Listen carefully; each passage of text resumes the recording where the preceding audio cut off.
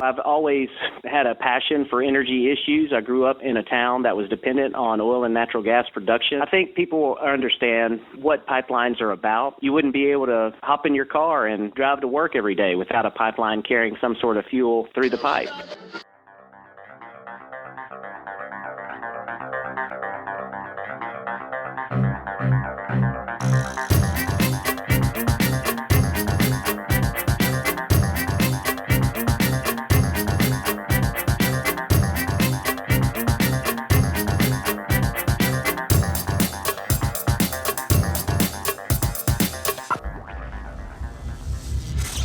This is Energy Cast, and I'm Jay Dowenhauer. Today we are talking about pipelines, specifically oil and gas lines that bring most of our energy into our lives right under our feet. The United States has over 65% of the world's pipeline infrastructure, or about 1.2 million miles of natural gas pipe and about 150,000 miles when it comes to oil-based products. When it comes to transporting energy, little makes more sense than pipelines. A typical pipeline can move about 150,000 barrels of oil per day. It would take a train with 75 cars or 750 trucks to do the same. The pipeline or transportation phase of oil and gas production is called midstream. Pipeline components are relatively simple despite the complex networks that have been created. Take natural gas, for instance. Once it's produced during the upstream phase, it's introduced into the line at an inlet station where gas is stored and compressed and transported as compressed natural gas, CNG,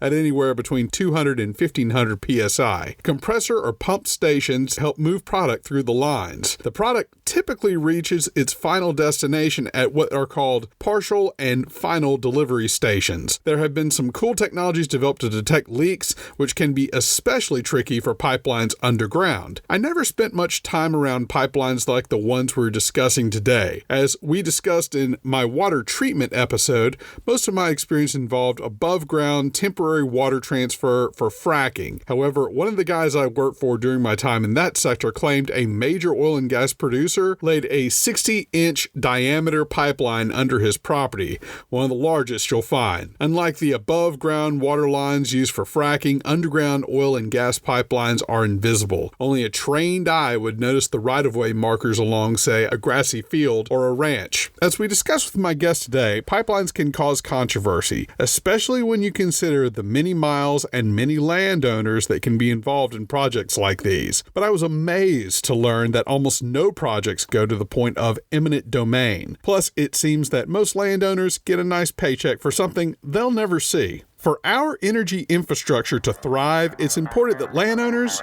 remain good neighbors.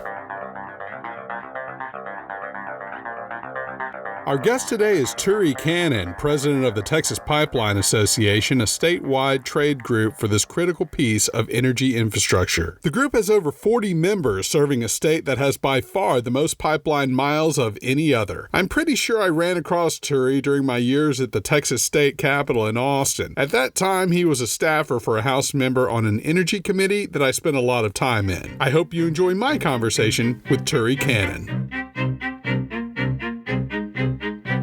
We're with Turi Cannon, president of the Texas Pipeline Association. And Turi, I don't think most people understand just how much oil and gas is transported through pipelines in this country. How does that compare with things we do see, like rail and trucking? Well, pipelines are the safest and they're the most reliable and efficient and economic means of transporting large quantities of natural gas and crude oil and refined products and liquids. What you don't see in a pipeline, because we're buried under the ground, but you take a moderate 20-inch pipeline running 50 miles through a county, that can transport about 300,000 barrels of oil. You compare that to a truck that you might see on the road, and over in West Texas you see a lot of trucks. One of those trucks can only carry about 180 barrels of oil. So when you do the simple math of 300,000 divided by 180, you can see that would take about 1,650 truck trips per day to transport the same amount of product that one 20-inch pipeline could transport. And so I think one of the takeaways here is that you're able to move a whole lot more. It's a lot less high touch if you will, and usually that leads to less opportunities for things to possibly go wrong, right? Exactly. There's been studies, and I know our sister association up in D.C., the Association of Oil Pipelines, has done a safety study on that as well, showing that pipelines are definitely the safest way to transport. One of the things I love doing here is trying to cut through some of the misunderstandings out there. And I think a lot of folks maybe assume that pipeline routes are established and constructed thanks to eminent domain. They're just going to, put that pipeline across your land, right? But Right. You say that eminent domain is really a last resort. How so? How often does that happen?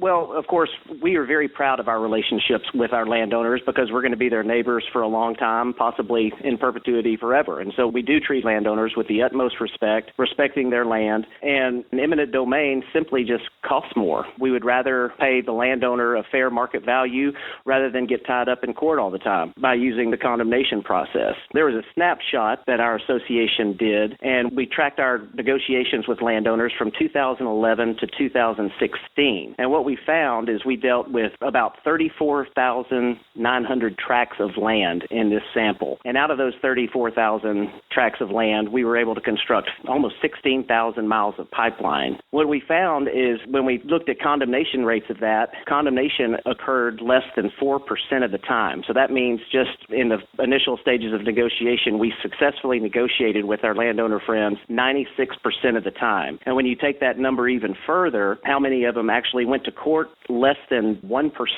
actually ever went to court. Out of those, there was 11 cases out of those 34,000 tracts of land that went to court. And sometimes those are cases where you can't find the landowner and you have to go to court. You have to find a landman, right? Well, sometimes when you're trying to get a route for a pipeline, you do your due diligence and look for the deeds, and then you find who's on record as the landowner, and sometimes you can't find that person. And so what the judge will do is he'll say, okay, since you can't find them, you're going to have to condemn. I think about this a lot. Texas, it seems, understands mineral rights a lot better than I think people in other states. I mean, your grandmother understands if she's got her mineral rights or not, right? Right. Do you think that it's easier for Texas to get pipelines done, or sometimes maybe more challenging because the average person understands these right-of-way and these property rights issues maybe a little better than most folks?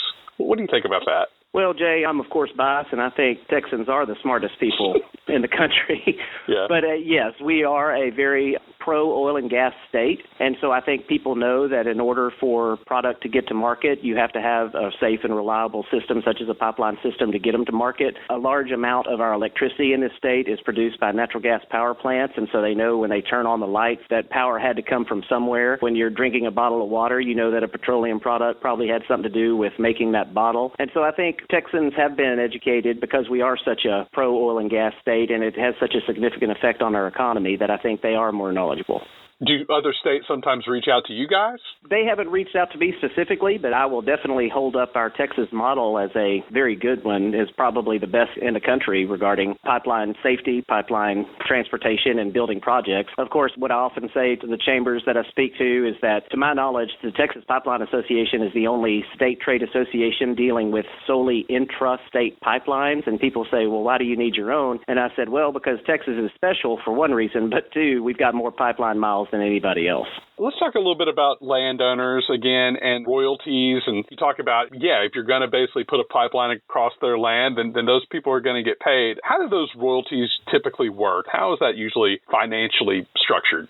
Sure. When we negotiate with landowners, let's say we're going across their farmland, we, of course, will pay for the land, and then we'll pay for any crop damages, or we might pay them for workspace, for a myriad of things. But the beauty about a pipeline is once the pipeline is installed, you can still farm on that land. You can do anything with the land that you could do before except for build, say, a structure. Do they get paid annually just for it being underground under them? All contracts are different, but I think for the most part, companies will pay at the front and they'll negotiate with the landowner individually.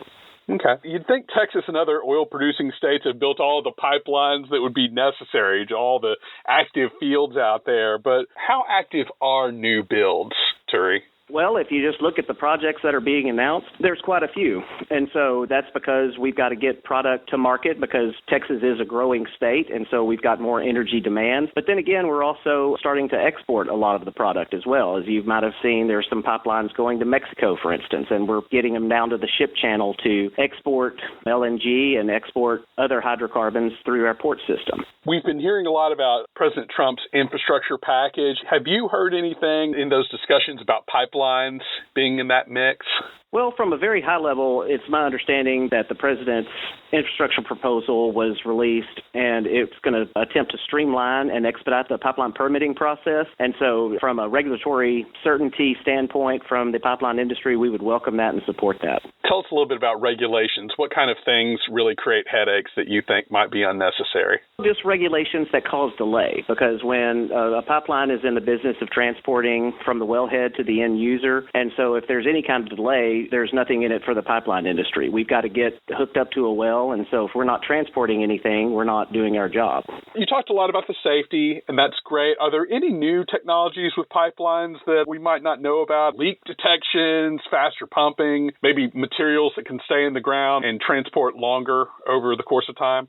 The good thing about the pipeline industry is we're always looking for new technology, especially to improve safety. And I know, for instance, the industry is moving to a lot of drone surveillance for our pipeline routes to make sure that we can spot any kind of concerns or problems, and they fly along the route of the pipeline, and that's safer than having a manned person. And then there's also instruments that can be put on the drone that can detect leaks if there is one. I know that there's advanced laser leak detection technology, and then, of course, we're always working on innovations to improve our smart pigs that run through the pipeline and simultaneously clean the pipeline, but they also inspect the pipeline while they're running through it. And I'm curious about something else. Back when I was doing oil and gas water treatment, a lot of times you'd be out on a lease and you'd see abandoned wellheads, right? Abandoned wells. We see them all the time. Right. What about abandoned pipelines? Is that a concern? Is it up to somebody to take care of that at the end of life? Does it disintegrate in the ground when it's done? What happens to that? No, absolutely. There's a very large statutory provisions relating to if a pipeline company wants to abandon its pipeline. And so they go through a checklist of many things that statute dictates when you actually want to abandon a pipeline. What you might see is an inactive pipeline, but the pipeline safety standards and everything else still apply to an inactive pipeline. Do they have to dig it up? Dig up an inactive pipeline? No, you do not. Okay. You guys are all about energy independence. I love that. But what about producing steel at home? One of the things that's been in the news a lot is these steel tariffs. Pipelines are made of steel. How do y'all feel about that? So we joined with our sister associations in D.C., and we wrote a letter to President Trump expressing our concern with the imposition of a steel and aluminum tariff. We completely understand the rationale of what President Trump is trying to do, and I don't think we disagree with that rationale, but of course the devil is always in the details, because for pipelines, let's say, there's a pipeline-grade steel that we require, and some domestic steel makers don't have that in stock, and they can't keep up with demand, so sometimes you have to go elsewhere to get that steel. I think there can be a balance in that proposal. However, at the current time, we just have to work out the details and make sure that we can continue to build the projects that will sustain America's energy. Tell me a little bit about your background. You're on the legislative side, right? Texas legislature? Yes, sir. How is it different being on the other side of, you were working with the representatives, now you're basically representing interests to the representatives. How does that relationship change for you? It really hadn't changed too much, because when I was working inside the legislature, I was working on energy issues all the time because my boss was on the House Energy Resources Committee. And so I've always had a passion for energy issues. I grew up in a town that was dependent on oil and natural gas production. I saw the economic impact that it had on my community. And then you just look at the balance sheet for the state of Texas, and you can see the impact for the oil and gas industry in the state of Texas. A couple of years ago, the Pipeline Association, when you hear about all these economic figures, and they're just gargantuan numbers that go into state and local governments, Texas Tech did a study that focused solely just on the midstream industry. And we said, I wonder what the impact of just the pipeline industry. And what that study found was in 1 year, the economic output for the state of Texas just by the pipeline industry was $33 billion. And just the pipeline industry by itself sustained 165,000 jobs. And I thought that was very, very significant. Oh, and by the way, just just the pipeline industry contributed $1.5 to $2 billion in state and local taxes. I spent a few years in the industry association as well, and I always feel like there's one misconception I had to clear up with friends at dinner, for instance. So what do you always have to clear up over Bob Armstrong dip at Matzell Rancho with folks? Jay, you have touched on one of my most happy places on the planet, which is Matzell Rancho. I've been going there since I was a baby in 1971. As I got a little bit older, that's when Bob Armstrong dip was invented. And you put the taco meat and the guacamole meat right in the middle of the queso. And some people are purists, and they do not touch the taco meat and guacamole. They dip each individually, and then some just stir it all together. So, digressing into the minutia of dip, but it's wonderful.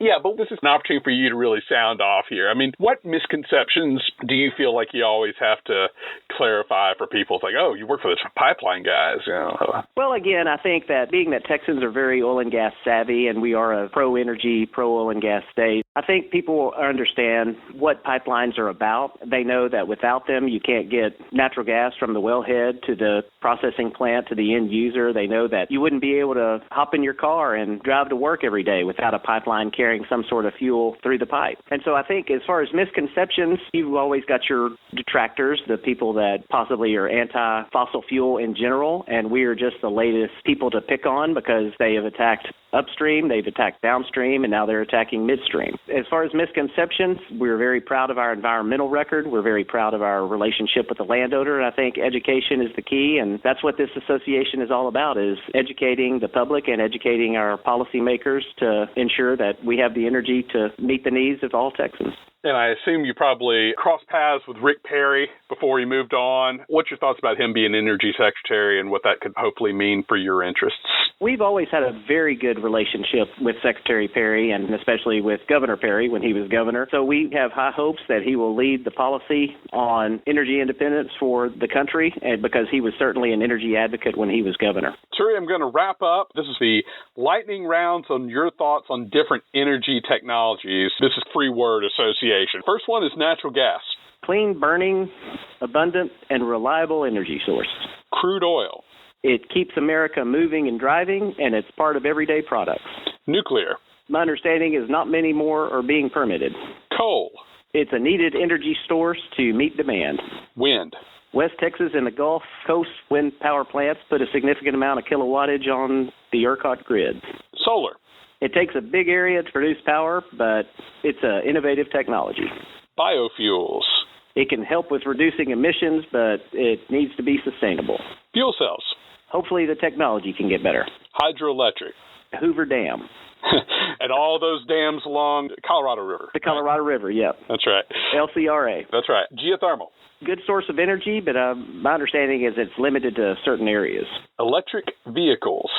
Used along with traditional fossil fuels, they're good. Energy efficiency. Great for your house on a hot Texas summer day. And finally, nuclear fusion. Homer Simpson. All right, very good. Turi Cannon, Texas Pipeline Association, thank you so much for your time. Thank you, Jay. That was Turi Cannon, president of the Texas Pipeline Association, an industry trade group in Austin. And I like what he said about what could be the future infrastructure package from D.C. His group wasn't interested in money per se. They appear to be more interested in good regulation. When it comes to for-profit companies building massive projects, regulatory mercy could be as good as dollars. I want to thank Turi and Christian Goff for helping me with this interview. Christian helped me with my Scott Energy episode a few months ago. It was great to work with her again, and we look forward to the many more guests she can introduce us to. And I also want to thank the kind staff at Matzell Rancho in Austin for sending me a gorgeous photo of their signature Bob Armstrong dip. Next time you're in the area, tell them you heard about them on the show. You can check out some delicious pics on Instagram at Host Energy and online at energy-cast.com. All guests are sent the raw and completed show the week of release. So far, no complaints. Music was produced by Sean Stroop at Stroop Loops. That wraps up episode 35. Be sure to join us next time when we meet a company that is turning traffic into energy. You won't want to miss it. Until then, I'm Jay Dowenhauer. We'll see you next time.